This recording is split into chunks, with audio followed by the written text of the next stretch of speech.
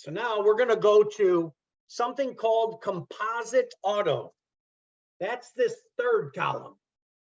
Composite Auto is where you still are on you're not on a scheduled policy, you're on a reporting policy. You report how many trucks you have. You don't report your mileage, you don't report your revenue, you're reporting how many trucks you have, and they give you a cost per truck. So let's say up here at 9 million in revenue at a $2 rate is 6,000 a truck. 3 million miles at a $6 rate is 6,000 a truck. And let's say your composite rate is 6,000 a truck. This is a fixed amount for 30 trucks. But now let's say you go to 40 trucks. You get it? But it's $2 a mile. You see that? Well, if you increase the number of trucks, now your premium is steady for your mileage and your scheduled, because you're guaranteed 6,000 for the composite auto. We're not on scheduled yet. You're guaranteed 6,000 here. And because you added 10 trucks at 100,000 miles, then that stays at 6,000. But because your rate went down, you added trucks, stayed the mileage, but had your rate go down, that's when your revenue looks attractive. So ultimately, adding these trucks, adding the trucks themselves is what adds to this 6,000. Now, when it comes to composite auto, they have different audits. Some you have to tell them how many trucks you have every month. Other ones, you have to tell them how many trucks you had at the beginning of the year, how many you had at the end, and you divide it by 2, and that's what you pay. So that's composite auto. Where does this come in handy? Well, I'll tell you. If you're in one of those audits where you report it every month, and a driver goes on vacation for 3 months, even with composite auto, you can remove them from your monthly reporter and you don't pay for it. Same as mileage and revenue. If they're not running miles, you don't report it. If they're not running, if you're not making revenue, you don't report it. Just as composite auto, if you're not running that truck, then you don't report that truck. Now, scheduled is every time you add a truck, you got to send something in immediately and say it's added. Every time that you delete a truck, you got to delete the truck immediately. The problem with scheduled is if you are on a scheduled policy and you need a finance agreement, you got to finance the whole year of that truck that you just added. And when you cancel that truck, you got to wait for the finance company to give your money back. So if you are on a scheduled policy under a finance agreement, it's a nightmare and you will lose cash flow. If you're going to do a scheduled policy where you add and delete trucks every time, you really want what's called direct bill.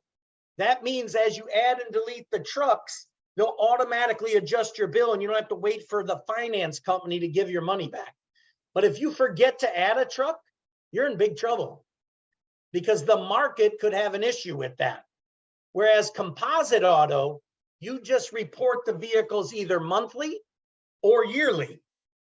When I say yearly again, they ask if you had 40 trucks at the beginning of the year and you end with 60 trucks, they add 40 plus 60, which is 100 divided by 2, and you only pay for 50. Now, why is that beneficial? Let's say you started with 40 trucks. You grew up to 50 trucks and went back down to 40. So you started at 40 and ended at 40. Those 10 trucks you added and deleted over the course of the year, you don't pay for them at all. If you're with a composite auto, day 1, day 365. Now, if you're on a composite auto where you report the trucks every month, then you're just paying for trucks you use that month. Same as revenue and mileage. You're going to be reporting your revenue and mileage every month and paying off of it. So now when I go back to 30 trucks at $3 a mile at 100,000 miles, As I add 60 trucks, you see the rate stays the same because it's a $6,000 rate at this rate. Now, the problem is if you run more miles with 60 trucks, 120,000, now your mileage is higher and your composite stays the same. You see how because I ran more miles in the year than I thought I was gonna, now my revenue and mileage is way higher than the composite auto would have been. That sucks, right? Now, if I was gonna run 100,000 miles a year, but in reality, I get some local runs and now I run 80,000 miles per truck. Well, then my revenue and mileage is better.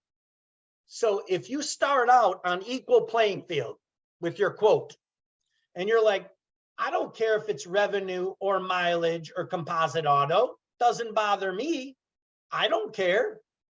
As long as you run 100,000 miles, you wouldn't care. But if this is more than 100, 120,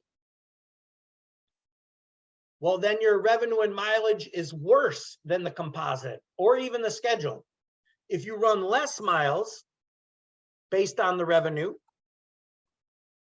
then you're going to end up better off with the mileage and revenue. Now let's keep it the same again, just showing you scenarios that you need to think about when you're deciding on a quote. I just adjusted the mileage up and you're better off with a composite. I adjusted the mileage down, you're better off with revenue or mileage. Now let's change this number. Let's say same 100,000 miles, I make $4 per 100. Well, then you better not have done a revenue because you didn't realize the market was going to improve and pay you more per mile. Vice versa. If the market goes bad and you're at $2 per 100, well, now you better have done a revenue because the same miles you're running less mile, you're making less money per mile, and then your truck cost is less.